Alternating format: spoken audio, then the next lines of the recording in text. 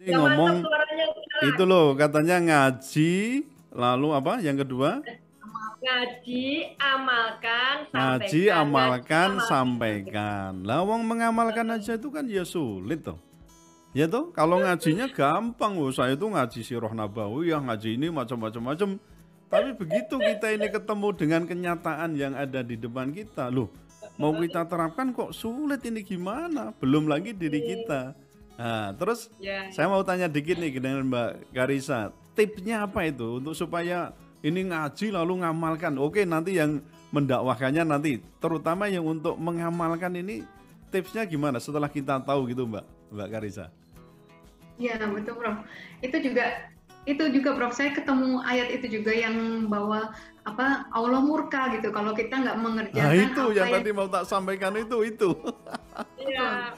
nah itu Prof, itu makanya kadang saya Instagram saya itu kadang kok dokter udah lama nggak share gitu kan, sampai saya bisa istiqomah melaksanakannya saya share gitu kadang gitu. Tadinya setiap apa langsung share gitu kan, pikir sambil berjalan mengamalkan gitu. Tapi saya takut tadi Allah murka itu, ya saya istiqomahkan melaksanakannya dulu gitu. Betul Prof, jadi Oh, gitu. Tapi memang akhirnya saya juga belajar gitu ketika kita mendapatkan perintah dari Allah dan sebagainya, mendengar yang harusnya dilakukan itu memang udah cuman samina wa atona gitu ya. mhm. Ketika kita berusaha untuk taat itu insya Allah gitu. Kadang kan kita mikir tapi nanti gimana, tapi itu malah nggak jalan gitu. Tapi ketika kita ya udah jalan gitu, itu insya Allah Allah mudahkan karena niat kita kan untuk taat ya kepada Allah, juga niat kita mengikuti sunnah Rasul gitu ya. Itu dulu saya juga kenapa sih harus selalu menghidupkan sunnah Rasul, saya juga bingung. Tapi ya memang ternyata dengan modal taat aja gitu insya Allah Masya Allah. bonus-bonus itu, manfaat-manfaat itu hanya bonus aja gitu ya. Manfaat-manfaat yang didapat kemudian tuh hanya bonus. Jadi memang makin kita tunda gitu, makin kita banyak excuse-nya, itu malah susah taat. Tapi bener taat itu ya taat tanpa tapi, tanpa nanti, itu malah Wah, lebih itu yang mudah. berat. Tapi saya rasa malah itu jadi lebih mudah ketika daripada saya malah excuse dulu. Saya Oh, gitu, tapi begitu tapi gini Mbak, tahu. apakah di Mbak Karisa juga berpikir bahwa untuk menyampaikan itu harus melaksanakan dulu apa begitu Mbak? Nah, tadinya saya pikir ini apa, semua yang berdakwah bukan berarti orang yang sudah suci, yang Hmm, apa, yang tanpa dosa gitu ya Prof ya, hmm. dan sudah melakukan gitu ya. Tapi ya itu begitu saya menemukan ayat itu, saya khawatir juga gitu Prof di dalam hati Nah, gitu ya. karena Allah melihat iya ada seperti joknya apa. begini Mbak, kalau misalnya orang harus menjalankan dulu baru berdakwah, dakwah nggak berkembang. Iya kan? Iya, Misalnya ini contoh nih, orang betul yang belum betul. haji nggak boleh mendakwahkan tentang haji misalnya. Orang yang belum, misalnya ada orang yang belum menunaikan zakat dengan baik nggak boleh mendakwahkan dengan zakat dengan baik. Nah terus kapan itu orang mau nyampe pada situ? Karena proses itu kan apa namanya penyempurnaan. Ada lagi, mosok untuk menyampaikan perihal tentang mati harus mati dulu. Itu kan aneh itu. Nah ini joknya begitu. Jadi untuk menyampaikan atau mendakwahkan memang tidak harus ya. Memang ya harus apa namanya ada upaya untuk menjalankan apa yang diucapkan. Tapi untuk dakwah itu memang tidak harus demikian ya. Artinya tidak harus menunggu orang itu sempurna baru kemudian berdakwah, karena kesempurnaan itu juga merupakan proses. Itu yang saya pahami begitu Mbak Karisa. Oke lanjut Mbak Ya, Puspita. ya sepakat Prof. Tidak harus sempurna dulu untuk berdakwah ya Prof ya. Jadi Iya, kalau iya. menurut saya ini aja. Jadi yang penting kita ada ilmu meskipun sedikit kita sampaikan, kemudian di dalam proses itu juga kita iringi untuk upaya terus melakukannya. Gitu. Yang penting kan kepada proses yang tidak pernah berhenti. Insya Allah Allah akan nilai dari titik itu. Gitu. La ilaha illallah Muhammadur Rasulullah. Assalamualaikum Mbak Karisa, apa kabar? Assalamualaikum warahmatullahi Bunda. Alhamdulillah khair. Alhamdulillah. Makin bersinar kayak Mbak Karisa ya. Belum mandi ini Bunda. Acara Ramadan padat Mbak. Nggak juga sih Bunda. Kalau sebagaimana yang ada di Al-Baqarah ayat 208 terkait kita harus masuk Islam secara keseluruhan, secara kafah. Nah, dalam kacamata Mbak Karissa ini bagaimana? Islam kafah itu yang seperti apa Mbak Karissa? Ya, ya tadi seperti yang disampaikan oleh Prof. Suteki juga gitu. Dulu saya pernah tuh Mbak Ika, Prof, Bunda, kalau dulu saya pernah dipesenin tuh, sering banget dipeseninnya tetap istiqomah ya, jadi muslimah kafah ya gitu. Saya biasanya ngangguk-ngangguk aja dulu, tapi dalam hati tuh masih bingung apa artinya kafah gitu ya, nulisnya gimana juga nggak tahu gitu ya. Sampai akhirnya ya itu ketemu ayat tersebut, Quran surat Al-Baqarah ayat 108 gitu ya, kayak orang-orang beriman masuklah ke dalam Islam secara keseluruhan gitu, kafah gitu. Dan jangan kamu ikuti langkah-langkah setan, sungguh ya musuh yang nyata bagimu. Jadi pilihannya cuma dua gitu kalau saya lihat. Kalau nggak jadi kafah, berarti sebenarnya tanpa kita sadari mungkin kita nggak sadar sedang mengikuti langkah-langkah setan gitu kan. Emang setan bagiannya itu untuk kayak distorsi membuat kita nyimpang gitu dari jalan yang lurus gitu kan. Sedikit-sedikit nggak berasa gitu, bedanya 1 derajat 2 derajat gitu kan, di ujungnya udah menjauh banget gitu dari jalan yang lurus gitu kan. Kemudian juga saya pelajarin gitu, awalnya ayat ini turun kan perihalnya waktu Abdullah bin Salam bersama para sahabatnya tuh yang berasal dari Yahudi Bani Nadir di Madinah. Nah, meskipun mereka sudah memeluk Islam, tapi masih kepengaruh gitu ya dengan norma-norma agama Yahudi seperti penghormatan hari Sabtu, terus dan sebagainya gitu ya. Jadi sikap setengah-setengah ini yang akhirnya ditegur oleh Allah Subhanahu wa taala gitu.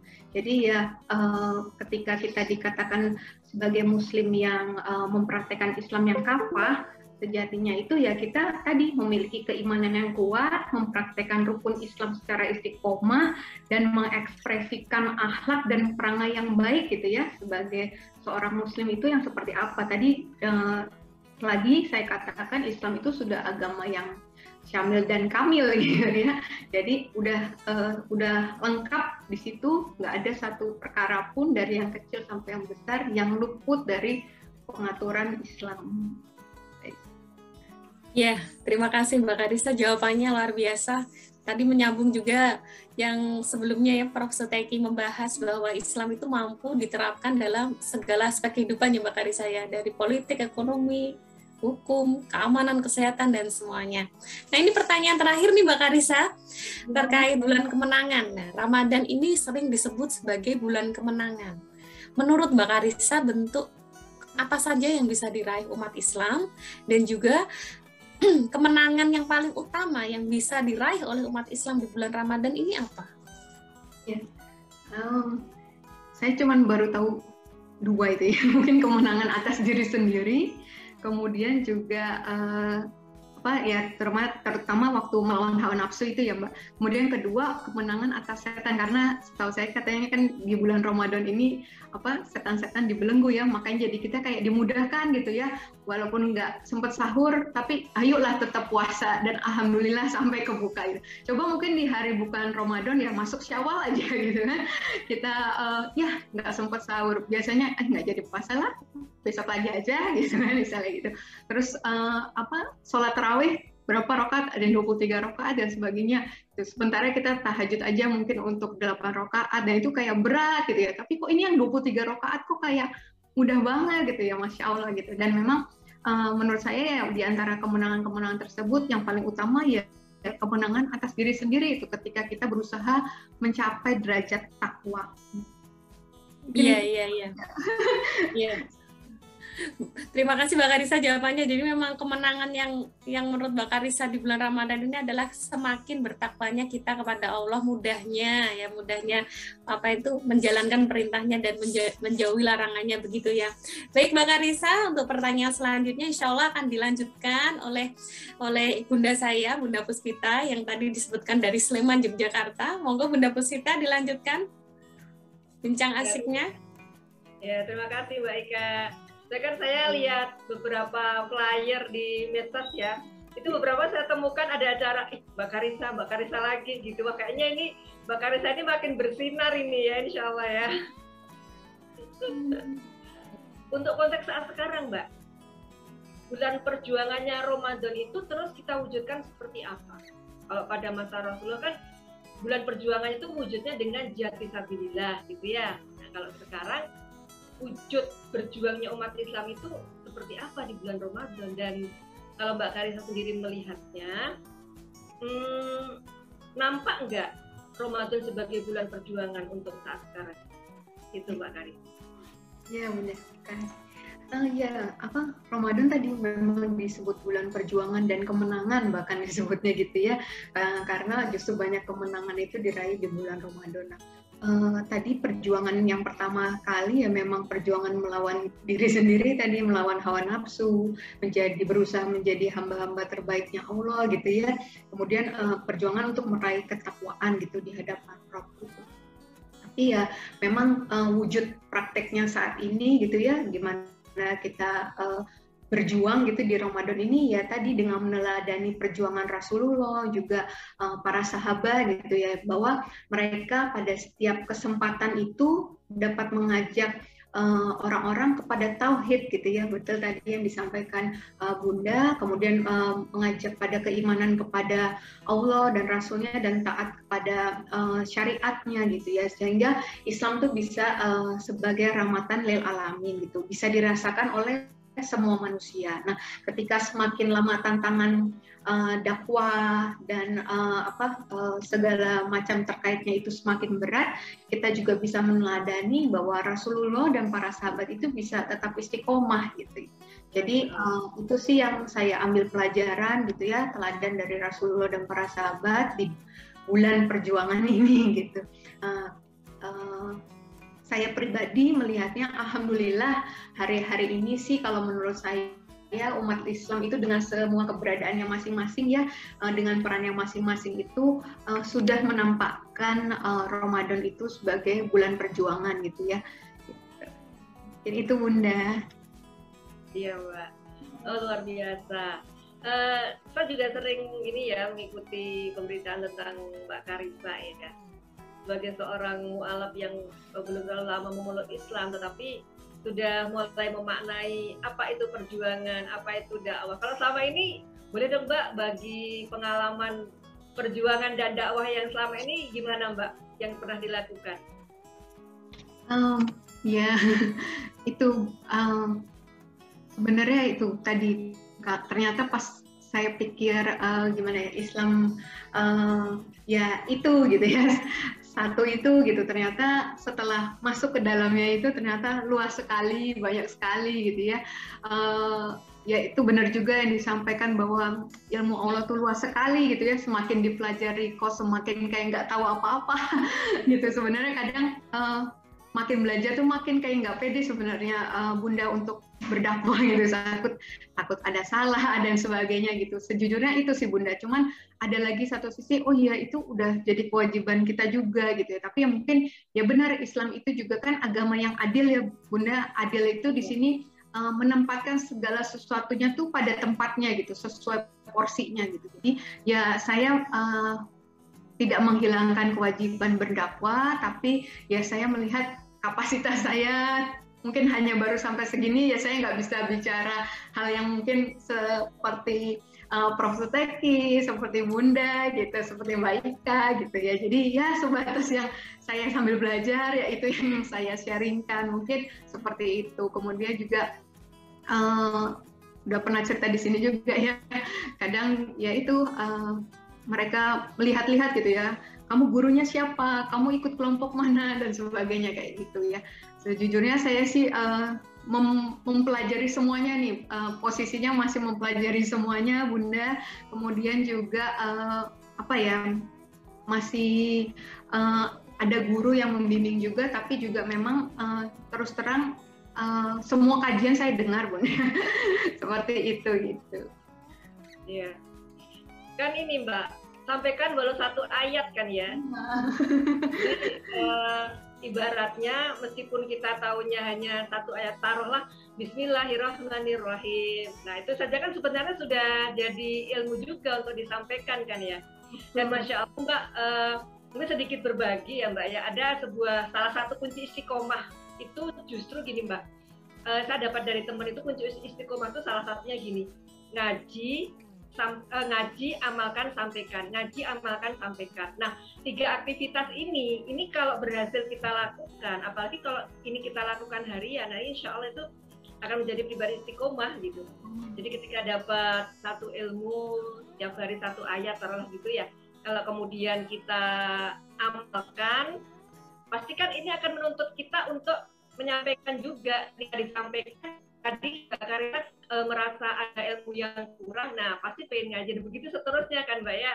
Nah insya Allah itu salah satu resep istiqomah yang bisa saya bagi. Ya. Halo Mbak Puspita. Ya Prof, gimana Nah, Prof? itu kan tadi Ya, ngomong mantap suaranya, itu loh, katanya ngaji, lalu apa? Yang kedua? ngaji, amalkan, Ngaji, sampaikan. amalkan, Ngaji, sampaikan. Lah wong mengamalkan aja itu kan ya sulit toh. Ya toh, kalau ngajinya gampang loh. Saya itu ngaji Sirah Nabawiyah, ngaji ini macam-macam. Tapi begitu kita ini ketemu dengan kenyataan yang ada di depan kita, loh, mau kita terapkan kok sulit, ini gimana? Belum lagi diri kita.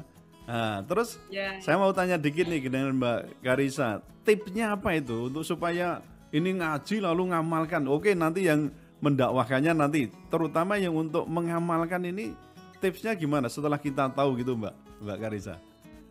Ya betul Prof. Itu juga Prof, saya ketemu ayat itu juga yang bahwa apa Allah murka gitu kalau kita nggak mengerjakan. Nah itu apa yang tadi mau tak sampaikan itu. Iya.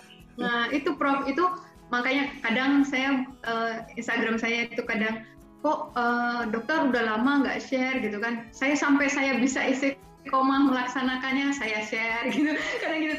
Tadinya setiap apa langsung share gitu kan. Pikir sambil berjalan mengamalkan. Tapi saya takut tadi Allah murka itu ya saya istiqomahkan melaksanakannya dulu gitu. Betul Prof. Jadi gitu. Tapi memang akhirnya saya juga belajar gitu ketika kita mendapatkan perintah dari Allah dan sebagainya, mendengar yang harusnya dilakukan itu memang udah cuman samina wa atona gitu ya. Ketika kita berusaha untuk taat itu insya Allah gitu. Padahal kan kita mikir tapi nanti gimana? Tapi itu malah nggak jalan gitu. Tapi ketika kita ya udah jalan gitu, itu insya Allah mudahkan karena niat kita kan untuk taat ya kepada Allah, juga niat kita mengikuti sunnah Rasul gitu ya. Itu dulu saya juga kenapa sih harus selalu menghidupkan sunnah Rasul, saya juga bingung. Tapi ya memang ternyata dengan modal taat aja gitu insya Allah bonus itu manfaat itu hanya bonus aja gitu ya, manfaat yang didapat kemudian tuh hanya bonus. Jadi memang makin kita tunda gitu, makin kita banyak excuse-nya itu malah susah taat. Tapi bener taat itu ya taat tanpa tapi, tanpa nanti itu malah lebih itu yang berat. Tapi saya rasa malah itu jadi lebih mudah ketika daripada saya malah excuse dulu. Saya gitu, tapi gini Mbak, apakah di Mbak Karissa juga berpikir bahwa untuk menyampaikan itu harus melaksanakan dulu apa begitu Mbak? Nah, tadinya saya pikir ini semua yang berdakwah bukan berarti orang yang sudah suci, yang yang tanpa dosa gitu ya Prof ya, dan sudah melakukan gitu ya. Tapi ya itu begitu saya menemukan ayat itu saya khawatir juga gitu Prof di dalam hati gitu karena ya. Ada joknya begini Mbak, kalau misalnya orang harus menjalankan dulu baru berdakwah, dakwah nggak berkembang. Iya kan, misalnya ini contoh nih, orang yang belum haji nggak boleh mendakwahkan tentang haji misalnya. Orang yang belum, misalnya ada orang yang belum menunaikan zakat dengan baik, nggak boleh mendakwahkan dengan zakat dengan baik. Nah terus kapan itu orang mau nyampe pada situ? Karena proses itu kan penyempurnaan. Ada lagi, mosok untuk menyampaikan perihal tentang mati harus mati dulu. Itu kan aneh itu. Nah ini joknya begitu. Jadi untuk menyampaikan atau mendakwahkan memang tidak harus ya. Memang ya harus ada upaya untuk menjalankan apa yang diucapkan, tapi untuk dakwah itu memang tidak harus demikian ya. Artinya tidak harus menunggu orang itu sempurna baru kemudian berdakwah, karena kesempurnaan itu juga merupakan proses. Itu yang saya pahami begitu Mbak Karissa. Oke, lanjut Mbak Puspita. Ya, sepakat Prof. Tidak harus sempurna dulu untuk berdakwah ya Prof ya. Jadi kalau menurut saya ini seiring aja. Jadi yang penting kita ada ilmu meskipun sedikit kita sampaikan, kemudian di dalam proses itu juga kita iringi untuk upaya terus melakukannya. Gitu. Yang penting kan kepada proses yang tidak pernah berhenti. Insya Allah Allah akan nilai dari titik itu. Gitu.